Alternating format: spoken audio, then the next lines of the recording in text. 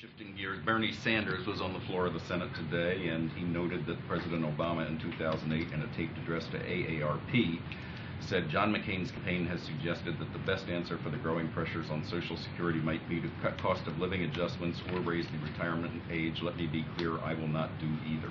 Is that a promise that has gone by the by, at least regarding cost of living adjustments? Again, I will not get into the specifics of ideas that have been considered. What I will say is that the President has been willing to get outside of his comfort zone, to discuss different measures, to do what he has said. I will go to the general program here in terms of Social Security, that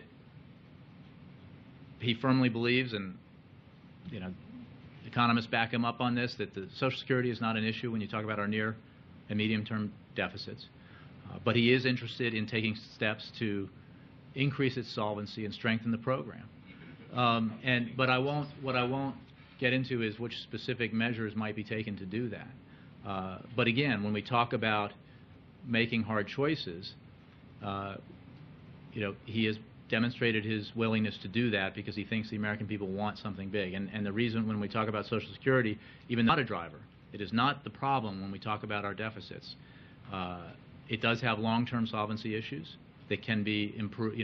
They can be addressed, and we can strengthen the program. And he has said, if we're going to make some tough decisions now in the interest of getting something big, that he's willing to have those conversations about all entitlements, including Social Security. So again, this is something that we've always, from the State of the Union address on, talked about on a separate track, separate from the need to deal with our deficits.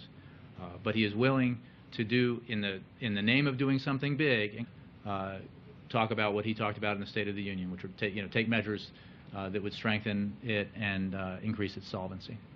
More generally, then, without asking about what they specifically talked about on Social Security, is the situation now so severe that when the President talks about making tough choices and getting out of your comfort zone, that means being willing to break firm promises that he made previously? Again, I don't know what exactly you're referring to, except for the one you just, the specifics. But what I will say is that it requires making tough choices, and compromise requires not necessarily being exactly where you were in your ideal world.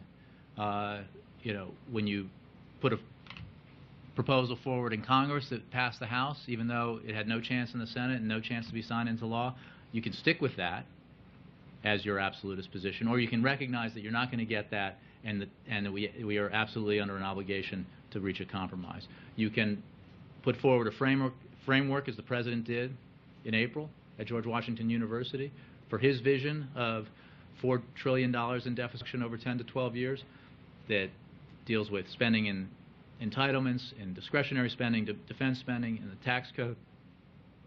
But you can also recognize that you're not going to get that exactly the way you wrote it. That's the President's approach.